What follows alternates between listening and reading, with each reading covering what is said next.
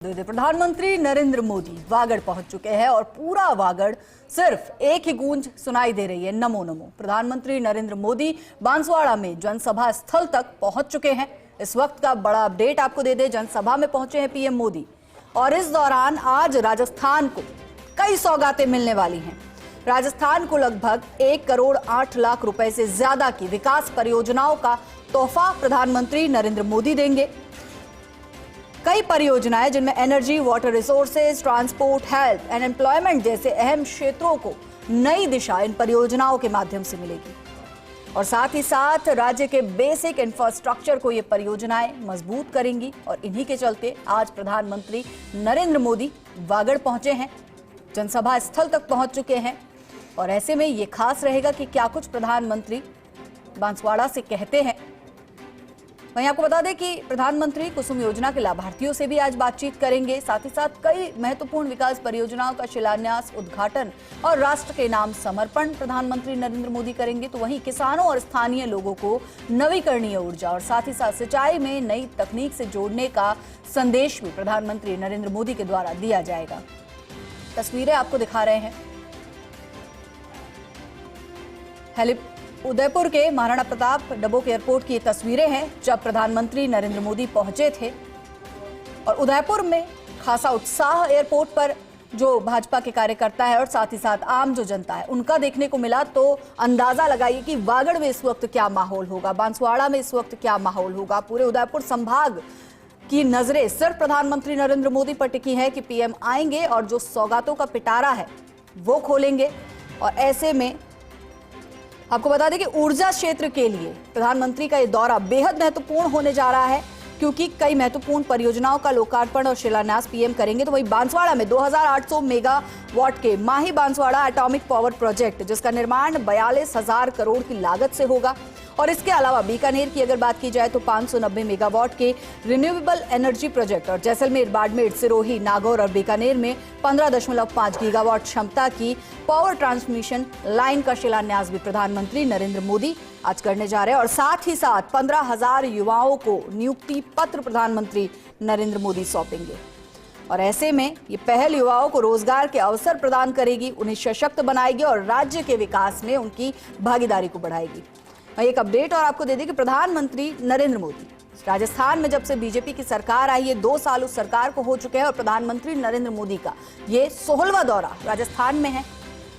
Vagad PM पहुंच चुके हैं, कुछ ही देर में जनसभा को संबोधित भी करेंगे और क्या कुछ प्रधानमंत्री कहेंगे सबकी नजरें सिर्फ इसी पर है क्योंकि सौगातें प्रधानमंत्री देने वाले हैं, लेकिन साथ ही साथ प्रधानमंत्री का जो उद्बोधन होगा, उनका जो संबोधन होगा वो भी बेहद महत्वपूर्ण रहने वाला है। 1,08,468 करोड़ रुपए के विकास कार्यों की राजस्थान को आज सौगात मिलने जा रही है। भजनलाल सरकार का एक और मास्टर स्ट्रोक भी इसे कहा जा सकता है क्योंकि रोजगार के अवसर उपलब्ध कराने में ये दौरा प्रधानमंत्री का बेहद महत्वपूर्ण है और मास्टर स्ट्रोक कहा जा रहा है। 15,000 युवाओं को नियुक्ति पत्र दिए जाएंगे। बीकानेर और दिल्ली की बात करें तो दिल्ली बीकानेर कैंट के बीच में वंदे भारत एक्सप्रेस दौड़ेगी। तो वहीं Jodhpur Delhi cantt Vande Bharat express train की लाइन से जुड़ेगा। उदयपुर से चंडीगढ़ एक्सप्रेस को भी प्रधानमंत्री नरेंद्र मोदी हरी झंडी दिखाकर रवाना करेंगे। प्रधानमंत्री नरेंद्र मोदी की साथ ही संरक्षण में मुख्यमंत्री भजनलाल शर्मा कई सौगातें देंगे। विकसित राजस्थान का जो विजन लेकर राजस्थान की सरकार चल रही है, भजनलाल सरकार चल रही है, उस दिशा में अगर देखा जाए तो ये विजिट बेहद महत्वपूर्ण है। खबर पर ज्यादा जानकारी के लिए हमारे पॉलिटिकल एडिटर योगेश शर्मा जी हमारे साथ जुड़ चुके हैं। योगेश जी, राजस्थान में बीजेपी की सरकार के 2 साल और प्रधानमंत्री नरेंद्र मोदी का ये 16वां दौरा राजस्थान में बेहद खास और बेहद महत्वपूर्ण।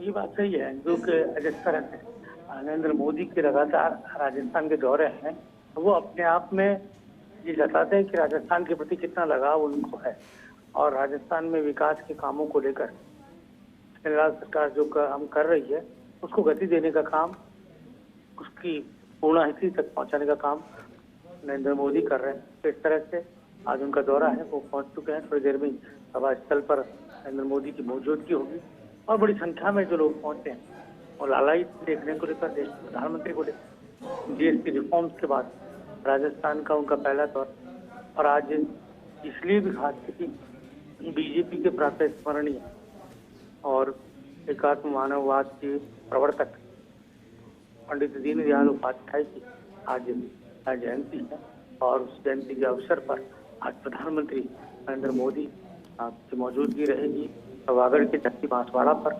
और वो धरती जो आदिवासी जनजाति कुल इलाका कहा जाता है, वो धरती जो राणा पूजा की धरती कही जाती है, वो धरती जो जहाँ से समर्थकों की शहादत और गोविंद गुरु की क्रांति की धरती कही जाती है, वो धरती जो कालीबाई भील की धरती कही जाती है, वो धरती जो बेणेश्वर की धरती कही जाती है, जहाँ 3 नदियों का संगम मिलता है, जो पूरे देश के आदिवासियों के लिए हरिद्वार के जाना जाता है।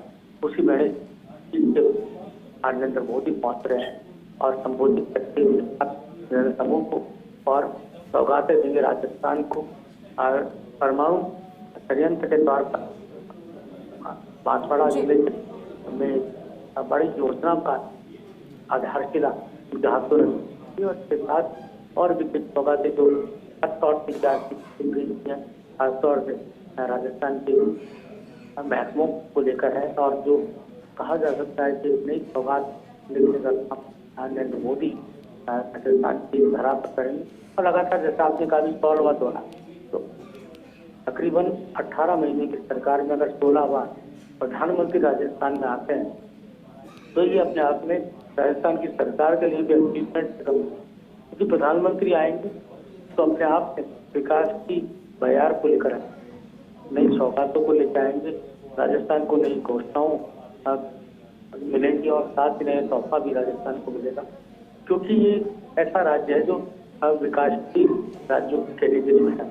विकसित बनाने की दिशा में राजस्थान को आगे बढ़ाया, अभी विकसित राज्य के तौर पर आगे बढ़ेगा। वैसे अगर ये मुख्यमंत्री का 3 प्रोजेक्ट राजस्थान विकसित कैटेगरी राजस्थान उस दिशा में आगे बढ़े, एक नई भारत यहाँ पर किसी का बहरहाल कहा जा सकता है पूरे घटनाक्रम पर अगर हम राजनीतिक तौर पर कहें तो बीते विधानसभा चुनाव तो लोकसभा चुनाव बहुत मुश्किल धरती से नहीं आए। लोकसभा चुनाव में भारतीय जनता पार्टी बीजेपी दूसरे नंबर, तो कांग्रेस को इस तरह से कहा जाए तो वो स्थिति में नहीं पाए। तो ऐसे में और विधानसभा भी भारतीय जनता पार्टी और कांग्रेस पार्टी यहाँ बड़ी चुनौती। बीजेपी कांग्रेस की जड़ें बहुत गहरी है, यहीं से मुख्यमंत्री पद तक पहुंचा है। आदिवासी इलाके जो रहे तो राजस्थान के मुख्यमंत्री के पद तक पहुंचे और इसकी बांसवाड़ा की धरती विजित रिकॉर्ड था। बांसवाड़ा से लगातार एमएलए रहे, कभी चुनाव नहीं आ रहे और एक तरह से कहा जाए तो इस इलाके के वो चाणक्य के तौर पर जाने गए और प्रदेश और देश की राजनीति में उनका एक अलग मुकाम हुआ करता था।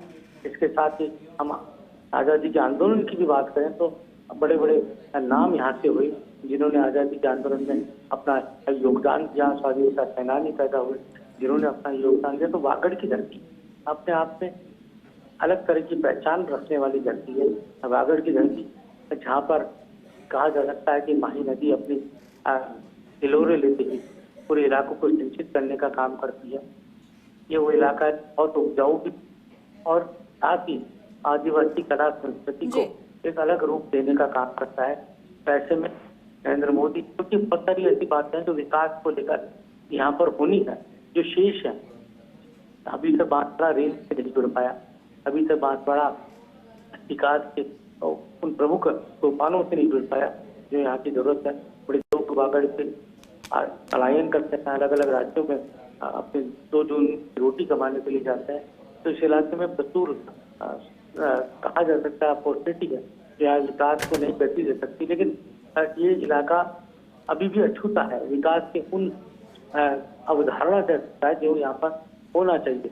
अब कांग्रेस की सरकारें रही हो चाहे बीजेपी की सरकारें रही हो, काम तो बहुत होते हैं, घोषणाएं भी होती है, लेकिन धरातल पर काफी कुछ चीजें नहीं हो पाती। राजनीतिक तौर पर भी यहाँ गुटबाजियां दोनों दलों में नजर आती है, तो वो भी एक तरह से बीजेपी के लिए नुकसान का काम करती।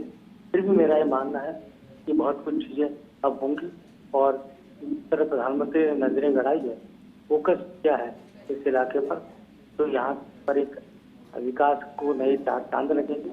और यहाँ पर राजनीतिक तौर पर भी जी बीजेपी ने कहा जा सकता है कि अब महत्वपूर्ण काम किए जब तक बीजेपी की सरकारें रही। वसुंधरा राजे सरकार के समय भी यहाँ बहुत काम हुए। यहाँ के राजनीतिक तौर पर भी यहाँ पर हमने बात करी राजनीति की, तो प्रधानमंत्री नरेंद्र मोदी बांसवाड़ा से जो मंत्र देंगे विकास के एजेंडे से, क्या राजस्थान की राजनीति की तस्वीर भी कुछ बदलती नजर आएगी फिर? देखिए, आदिवासी इलाके तकरीबन 2829 से पूरे मेवाड़ बक्सर अंचल से आती, जो इनमें से तकरीबन आधा से अधिक सीटें प्योरली जनजाति पकड़ है, जहाँ पर ट्राइबल रहते हैं। और ट्राइबल, क्योंकि इस इलाके के ट्राइबल और बीजेपी का जो जन्म हुआ भारतीय आदिवासी पार्टी, उससे पहले भारतीय ट्राइबल पार्टी के नाम से थी, इसका जन्म हुआ भील प्रदेश की मांग को लेकर। मांग कभी खत्म नहीं हुई है। भील प्रदेश की मांग के आधार पर ही यहाँ पर राजकुमार रोज सांसद बन गए और यहाँ बीजेपी के विधायक थे डूंगरपुर में। तो कुल मिलाकर आसान नहीं है। यहाँ पर आपने देखा होगा कि उपचुनाव जो था सलमपुर का, बीजेपी से बड़ी टक्कर में बीजेपी चुनाव जीती। हालांकि कागवाड़ा का चुनाव नहीं जीत पाई, लेकिन यहाँ इलाका जो उस इलाके पर अगर हम नजरें गड़ाएंगे तो ये भारतीय आदिवासी पार्टी की जड़ें कैसे निकले, भारतीय आदिवासी पार्टी को कैसे बीजेपी चुनौती दी और पुरानी अपने दौर में लौटे। तो उसके लिए जरूरी है कि यहाँ पर प्रधानमंत्री विकास की नई अवधारणा को ले, विकास के दम पर भारतीय जनता पार्टी यहाँ पर अपने आप और मजबूती देने का काम करे। जिससे आपने बहुत अच्छे सवाल भी किए अभी कि किस तरह से यहाँ राजनीतिक मायने हैं। राजनीतिक मायनों की हम बात करें तो ये वो इलाका भी कहा जाता है मेवाड़ और बागड़ का अंचल, कि यहाँ जहाँ सर्वाधिक सीटें जो दल प्राप्त करता रहा है वो राजस्थान में सत्तासीन होता रहा है। तो ऐसे में यहाँ का राजनीतिक महत्व कहीं भी कम नहीं। लेकिन कांकरी डूंगरी प्रकरण हुआ और उसके बाद के हालात यहाँ पर मुख्य दल बीजेपी और कांग्रेस दोनों के लिए भी अपनी जड़ों को, अपनी जमीन को मजबूत रखना मुश्किल होता प्रतीत होता गया है। बीजेपी तो चलो फिर भी यहाँ पर अपने पुराने कार्टर बेस होने के कारण जमी हुई चल रही है, लेकिन फिर भी हम कह सकते हैं कि यहाँ खुद को फिर से आगे बढ़ाना होगा। संघर्ष की धरती है राजनीतिक तौर पर, जहाँ ट्राइबल राजनीति मोटे तौर पर प्रमुखता रखते हैं। बांसवाड़ा डूंगरपुर में 80% से अधिक ट्राइबल आबादी निवास करती है।